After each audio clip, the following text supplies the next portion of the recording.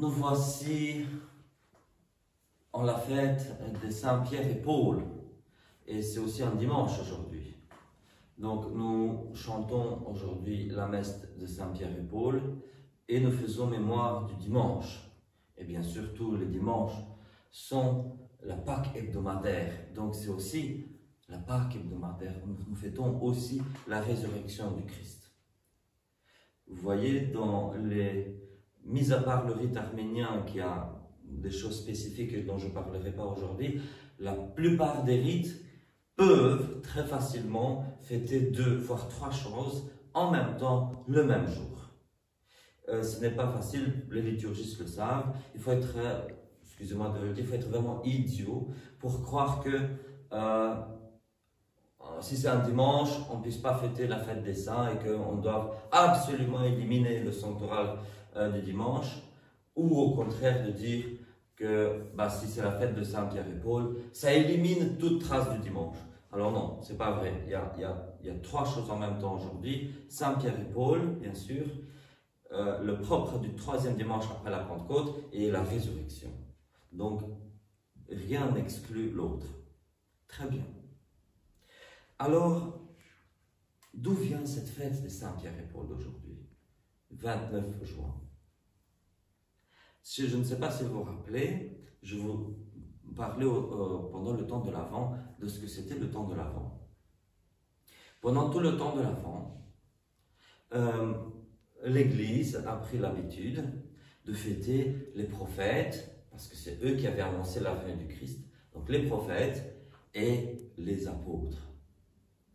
Et alors, c'est pour ça que le temps de l'Avent s'ouvrait avec la fête de Saint-André. Pourquoi Saint-André apôtre? Parce qu'André était le premier appelé. Donc, comment on dit, premier appelé, premier servi, n'est-ce pas? Donc, premier appelé, André, donc c'est lui qui devait ouvrir le temps de l'Avent. Hein, à une époque où l'Avent commençait à la fête de Saint-André et finissait le 5 janvier, 6 semaines. Eh bien, tout au long du temps de l'Avent, encore aujourd'hui, nous trouvons la fête de beaucoup de saints prophètes. Je ne vais pas les citer maintenant, cherchez-les dans le calendrier. Nous trouvons aussi saint Thomas, le 20 décembre. Et nous trouvons saint Jean l'évangéliste, le 27 décembre. Dans le temps, ça tombait dans l'Avent. À l'époque où Noël n'existait pas, et à l'époque où le temps de l'Avent précédait l'Épiphanie, la fête de Saint Jean au 27 décembre était une fête avant-hier, une fête de l'Avent qui contenait une fête d'apôtres pendant l'Avent. Et Saint Étienne, le premier martyr, fêté le 26 décembre, ça avait le même rôle. Il n'est pas un apôtre, mais c'est le premier martyr du christianisme primitif, donc du coup, il avait sa place parmi les apôtres.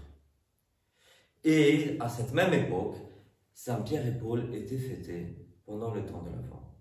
Pour certaines églises, ils avaient leur fête séparée, Pierre séparément et Paul séparément. Pour d'autres, comme encore aujourd'hui pour l'église arménienne fête les Saint-Pierre et Paul ensemble au mois de décembre, le 26 décembre. Mais elle fête Saint-Étienne le lendemain. Donc, ce n'est pas l'ordre exact des apôtres dans l'Avent, mais en fait, toutes les églises fêtaient les apôtres et les prophètes, même si l'ordre différait un petit peu. Et donc, voilà que Saint-Pierre et Paul étaient fêtés le 29 décembre à l'époque. Et il devait précéder bien sûr l'Épiphanie. Et puis voilà que Saint Jean-Baptiste arrivait le dimanche avant l'Épiphanie, donc pour annoncer vraiment, parce que c'est Saint Jean-Baptiste qui a été l'acteur humain du baptême du Christ. Et donc du coup, il fallait le fêter tout de suite avant la fête de l'Épiphanie. Donc voilà pour l'Église primitive. Et ici, quand on regarde l'office de cette fête d'aujourd'hui de Saint-Pierre, il semble que, en tout cas en Occident, il y a eu 2 fêtes séparées. Saint-Pierre, qui est le propre de ce jour pour les propres chantés, et Saint Paul, qui avait d'autres propres chantés, qui se chantent à Rome demain. Alors, vous voyez que l'introïte de ce dimanche provient de l'épître. L'introïte de ce dimanche ne provient pas. On se serait attendu à ce que l'introïte d'aujourd'hui soit « Tu es Pierre, et sur cette pierre, je bâtirai mon église ». Or non, l'introïte d'aujourd'hui, c'est « Je suis certain que Dieu me délivrera », etc., qui vient de l'épître. C'est-à-dire que la fête d'aujourd'hui, à la base, quand ça se fêtait le 29 décembre, se focalisait précisément sur Pierre qui a été délivré de la prison. C'est pour ça que l'introïte vient de l'épître.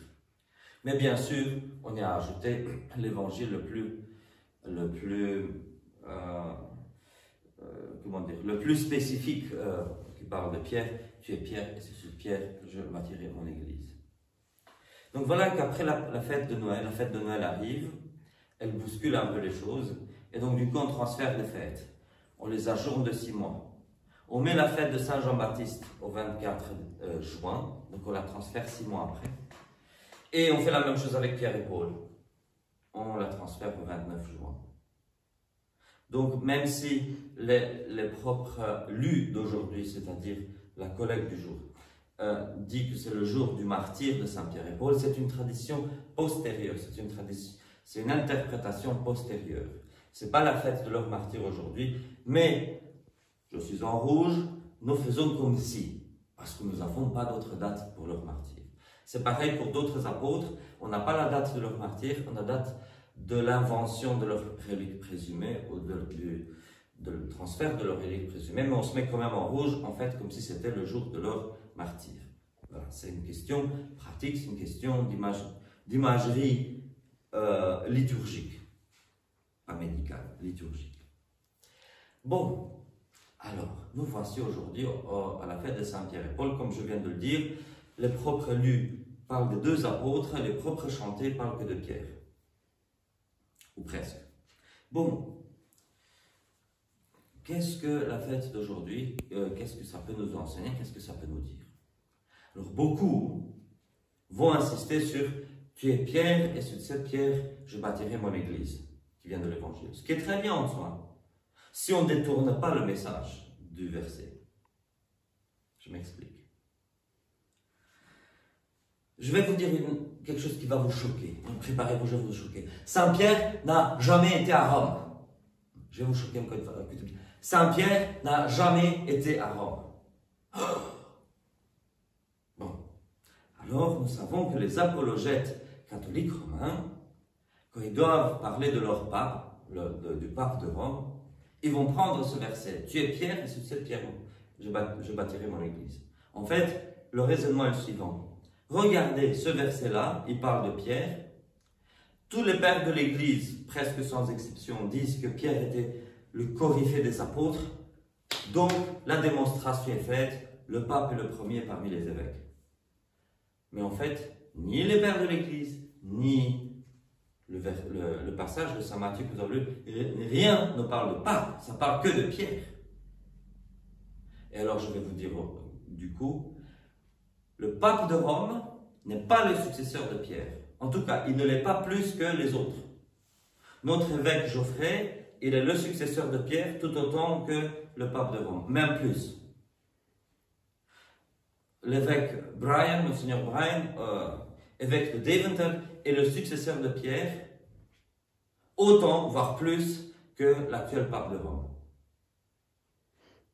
Tout évêque est le successeur de Pierre. C'est ce que nous lisons dans Saint Cyprien, évêque de Carthage. Saint Cyprien, un père de l'Église, un père très vif de l'Église, qui a écrit encore pendant les persécutions, donc à l'époque avant la fin des persécutions. Et Saint Cyprien nous dit clairement que tout évêque est le successeur de Pierre.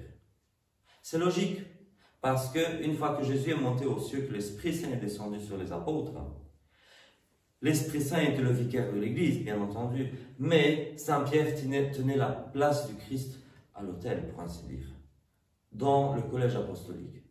Et puis, au fur et à mesure que chaque apôtre partait de là, chaque apôtre tenait la place du Christ, qui est la place de Pierre. Donc, tout évêque est le successeur de Pierre, pas seulement le pape de Rome. Le pape de Rome l'est uniquement en tant qu'évêque. Uniquement en tant qu'évêque. Je reviens un peu à ce que je disais. Saint-Pierre n'a jamais été à Rome. Comment est-ce qu'on le sait? En général, quand il y a eu un certain évangélisateur en un certain endroit, des églises lui sont dédiées par la suite. Par exemple, nous savons que la Hesbée a été christianisée par Saint Martin de Hesbée. On ne connaît pas énormément de choses sur Saint Martin de Hesbée, mais nous savons qu'il y a une trentaine d'églises dans la Hesbée qui lui sont dédiées. Donc ça veut dire que Saint Martin est resté dans la mémoire collective. Il est resté dans la mémoire collective comme l'apôtre de la région. Ok, mais allons à Rome. Ils disent que Saint-Pierre a été martyrisé à Rome. Allons à Rome. Alors qu'est-ce qu'ils ont à Rome? Ils ont ce qu'ils appellent l'archibasilique. L'église qui est la mère de toutes les églises. Ok. Et elle a dédié à quel saint? Saint Jean. Saint Jean. C'est la basilique Saint-Jean du Latran. Ah ben, ça veut dire que pour les Romains des premiers siècles, Saint-Pierre n'était absolument pas dans leurs préoccupations. C'est Saint-Jean qui l'était. Il y avait Saint-Paul, bien sûr, et la basilique Saint-Paul hors les murs, qui se trouve sur le tombeau de Saint-Pierre, de Saint-Paul, oui. Donc, ils avaient un apôtre qui était Saint-Paul. Mais comme cette basilique-là se trouvait décentrée par rapport au centre-ville, il fallait mettre un titre à l'archibasilique, et ils n'ont rien trouvé de mieux que Saint-Jean, pas Saint-Pierre. Alors, la basilique du Vatican a été construite juste avant la réforme protestante. Donc, on se souvient, les gens envoyés par Rome sont partis en Europe pour ramasser de l'argent pour construire la plus grande église du monde. Ils ont dit, les ossements de Saint-Pierre et Paul se trouvent dans les champs, il y a les bêtes sauvages qui se mettent à les ronger. Il faut faire une église pour abriter les reliques de Saint-Pierre et Paul. La basilique du Vatican n'existait pas encore. On l'a construite dans la contre-réforme, en fait. Et à l'époque, c'était la plus grande église du monde. Regardez, qu'est-ce qu'on a de mieux devant l'islam qui vient sur l'Europe? Comment est-ce qu'on va repousser l'islam? En faisant une grande basilique, Saint-Pierre. Mais c'est une invention moderne. Les premiers chrétiens à Rome ne connaissaient pas de basilique Saint-Pierre. Même les Romains, quelques siècles après, n'avaient pas de basilique Saint-Pierre. C'est une invention moderne. C'est du modernisme. Ce n'est pas de la foi antique. Bon. Donc, Saint Jean du Latran, bravo. Merci Saint Jean. Voilà. Qui est le patron de l'archibasilique, en fait de l'église où se trouve le siège épiscopal du pape de Rome. Voilà. Qu'est-ce que je dois dire encore sur ça? Comment est-ce qu'on est arrivé que Saint-Pierre soit revendiqué par Rome? Bon, donc on savait, comme je viens de le dire, que les Romains avaient Saint-Paul comme patron, et c'est très normal. Ils avaient Saint-Paul, Antioche avait Saint-Pierre. On lit dans les Actes des Apôtres, et c'est une chose certaine, que Saint-Pierre a été réellement à Antioche. L'église d'Antioche descend de Saint-Pierre. Pourtant, les patriarches d'Antioche n'ont jamais dit « Je suis l'unique successeur de Pierre, je suis le chef de toutes les églises du monde ». S'ils avaient suivi le raisonnement du tuer Pierre et successeur de Pierre, les patriarches d'Antioche auraient pu très vite, dans l'église privée, très vite faire ce raisonnement. Ils ne l'ont pas fait. Et ils ne l'ont pas fait parce qu'ils suivaient la doctrine de l'église primitive du fait que chaque évêque est le successeur de Saint-Pierre. Alors bien sûr, il y a, par exemple, à Antioche, ils ont 3 anaphores qui portent le nom de Saint-Pierre, donc on lui donne, même si Saint-Pierre n'a pas écrit ces anaphores, on lui donne un rang, on lui donne un honneur, mais on ne va jamais dire « le patriarche d'Antioche, c'est le chef de tous les évêques du monde parce qu'il est le successeur de Pierre ». Alors que, historiquement, il l'est. Bon, en disant, c'est-à-dire que tous les patriarches d'Antioche, leur succession apostolique vient directement de Saint-Pierre. Donc, voilà. Et pourtant, ils ne revendiquent pas ça. Alors qu'ils le pourraient. Alors, comment on est arrivé que les Romains revendiquent Saint-Pierre? En fait, ce qui s'est passé, c'est qu'il y avait l'Empire romain. Et petit à petit, le christianisme a été accepté comme religion dans l'Empire romain. Et puis, c'était une religion qui attirait les foules petit à petit. Parce que les chrétiens avaient un système social, on va dire. Les chrétiens s'occupaient des vieux, des orphelins, etc. Donc, le christianisme attirait les foules petit à petit. L'Église de Rome, l'Église locale de Rome, a gagné de l'importance. Et puis, elle a dû justifier cette importance par un passage biblique. Elle aurait pu dire, nous sommes la première Église parce que Saint Paul est venu chez nous. Sauf qu'il y a plein d'autres églises qui peuvent revendiquer Saint Paul. Et puis, Saint Paul n'était pas le premier des apôtres. C'était la 13e roue au carrosse, 13e roue, voilà. Et 13e roue à la limousine de 12 roues. Donc Saint Paul n'avait pas autant d'importance. Donc du coup, ils se sont inventés cette histoire en disant associer Pierre à Paul, et puis ils ont oublié Paul, plus ou moins. Donc c'est un peu comme ça que ça s'est fait. Est-ce que j'ai un exemple dans la vie concrète? Ben, dans la vie concrète, qu'est-ce qu'on a comme exemple quand on a comme ça deux éléments et puis on oublie le premier? Ben oui, par exemple, il y a des familles où il y a, par exemple, deux frères jumeaux ou deux sœurs jumelles. Je connais un cas concret, un écrivain, on a ses livres dans la maison, mais je ne vais pas le citer parce que je ne veux pas. Voilà. Il a deux filles jumelles et une est très malade et l'autre ne l'est pas. Puis celle qui est malade, elle est tout le temps à l'hôpital. Sa sœur a une vie normale, mais les parents se sont tellement focalisés sur la fille qui est malade que finalement, les filles qui est à la maison, bah, on l'oublie un petit peu.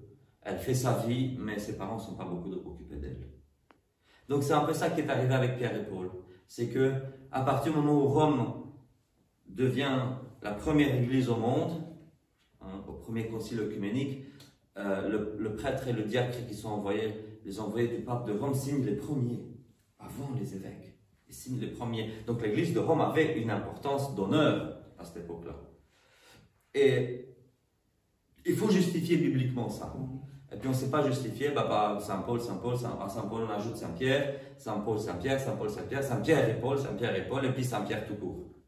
Et puis voilà, c'est comme ça que petit à petit, on veut justifier avec la Bible des choses de l'histoire. Mais à la base, c'est pas ça. Alors par exemple, je vais donner un autre exemple de comment justifier avec la Bible des choses plus récentes. Par exemple, pour parler du sacrement de la confirmation, souvent on prend « vous avez onction du Très-Haut ». Regardez, la Bible dit « vous avez une onction ». Mais en fait, ce passage-là parle de l'onction de façon imagée. On sait que historiquement, la confirmation au début ne se donnait pas avec le Saint-Crème, mais uniquement avec l'imposition des mains. Donc on récupère un verset plus tard pour justifier une pratique actuelle.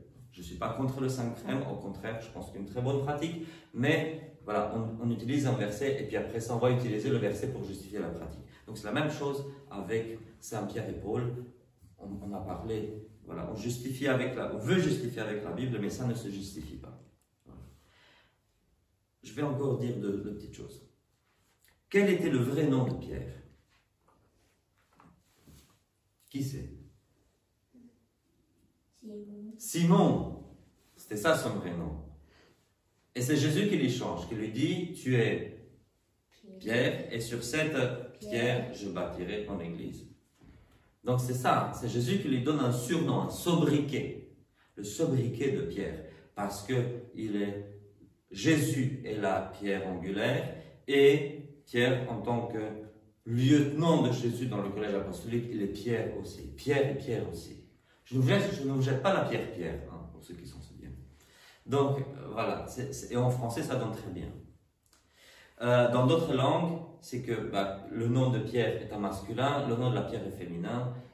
Donc, mais malgré tout, l'un est le masculin de l'autre, donc ça va. Il y a d'autres cas, d'autres apôtres qui ont reçu d'autres noms. Et alors, parfois, il y a des saints, plein de saints, qui ont été reconnus ou connus plus tard par leur sobriquet. Parce que probablement, ils avaient des noms de baptême très communs. Il était très facile de confondre deux personnes qui portaient le même nom. Déjà, dans le christianisme primitif, nous lisons l'évangile de sa Marc. Hein. Mais son nom était Jean. Alors, comment on va dire, il y a deux Jean, hein, deux évangiles selon Jean, il y a deux apôtres, un qui est apôtre, l'autre qui n'est pas apôtre. Mais bon, il y a quand même deux qui s'appellent Jean, on va se l'appeler Jean-Marc, puis juste Marc, parce que c'est plus court. Et comme ça, on le distingue très facilement de l'autre. Il y a avec beaucoup d'autres personnes dans l'histoire de l'Église. Saint Servais, ce n'était pas son vrai nom, c'était le gentilé. Saint Berthoin, ce n'était pas son nom, c'était son gentilé. Thomas, Taomi signifie douteux, donc ce n'était pas son nom, on ne sait pas quel était son vrai nom. Ainsi de suite. Il y a des apôtres. Je ne vais pas entrer maintenant dans les détails. C'est juste pour dire que voilà, Pierre n'était pas son vrai nom, c'était un sobriquet. Parce que chaque personne est importante. Il y a une chose que j'ai oublié de dire à la fête de Saint Jean-Baptiste, c'est pour ça que je parle de ça, il y a quelques jours, il y a 5 jours, à la fête de Saint Jean-Baptiste, et je viens à Pierre avec ça aussi. Donc, vous vous souvenez, Saint Jean-Baptiste, hein, l'enfant désiré, l'enfant tellement désiré qui arrive quand ses parents sont vieux. Et qu'est-ce qu'ils veulent? Comment ils veulent l'appeler? Ses parents s'appellent comment? De Saint Jean-Baptiste. Élisabeth et Zacharie. Et quand il faut le circoncire, qu'est-ce que dit la famille? Comment est-ce qu'on va appeler l'enfant? On va l'appeler Zacharie comme son père. Et on voit que les parents ne sont pas contents. Et ils disent non, il faut l'appeler Jean. Et qu'est-ce qu'on leur répond? Mais il n'y a personne dans votre famille qui porte ce nom-là. Comme si le nom de l'enfant devait répéter celui d'un ancêtre. Mettre sur les épaules du pauvre gamin la mission de quelqu'un d'autre de la famille. C'est extrêmement toxique. C'est pour ça que on voit que non, son nom sera Jean. Parce que l'ange l'avait demandé. L'ange avait demandé à ce que son nom soit Jean. Donc Dieu s'oppose à on voit que Dieu s'oppose à cette façon d'appeler quelqu'un avec le prénom de son père ou de sa mère. Et même quand on porte le nom d'un certain oncle, d'un grand-père, d'un parrain, ça peut être très pesant pour l'enfant. Et ce n'est pas respectueux, parce que l'enfant, il faut le respecter pour ce qu'il est. Il ne faut pas s'attendre à ce qu'il continue la mission de quelqu'un qui est mort. Non, chaque enfant est spécifique. Et ici, Jésus change le nom de Simon. Bon, Simon, fils de Jonas, donc lui ne porte pas le nom de son père. Mais, malgré tout, il fallait lui donner un autre nom parce que sa mission allait être différente. Que la mission qu'ont conçue, pour ainsi dire, ses parents. Parce que Simon, il y a déjà un Simon, l'un des patriarches. Donc il fallait que ce soit quelqu'un d'autre. Il lui fallait un autre nom pour bien montrer sa mission. Néanmoins, je suis contraire au fait que les moines veuillent absolument changer leur nom quand ils entrent en religion. Parce que si l'entrée au monastère n'est pas la conséquence d'une conversion profonde, il n'y a pas lieu de changer le nom, c'est plutôt une insulte par rapport à leur baptême, parce qu'on a reçu notre prénom lors de notre baptême. Donc, il ne faut pas changer de prénom juste pour avoir envie de changer de prénom, surtout quand ça devient quelque chose de moche et imprononçable. Hein. Quelqu'un qui, dans le monde, s'appelle Jean ou Pierre, et puis va dire j'entre en religieux, je vais m'appeler Patapios. Genre, non, gardons simple et voilà. Il y a même des moines qui ne savent pas, c'est leur père spirituel qui va choisir pour eux un nouveau nom.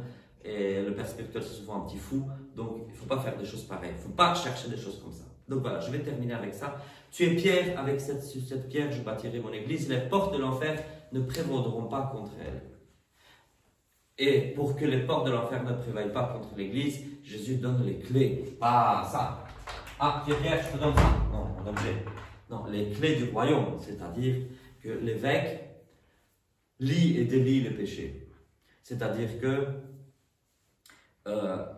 nous sommes allés au baptême, mais après le baptême, nous avons commis des péchés. Et pour ça, il y a le sacrement du pardon, le sacrement de la confession. Et alors, l'évêque peut absoudre les pécheurs. Et dans l'église primitive, c'était en groupe que ça se passait. Et ça se passait le jeudi saint. Maintenant, le prêtre est toujours un délégué de l'évêque, donc le prêtre hérite aussi de ce don des clés qu'a reçu chaque évêque. Amen. Amen.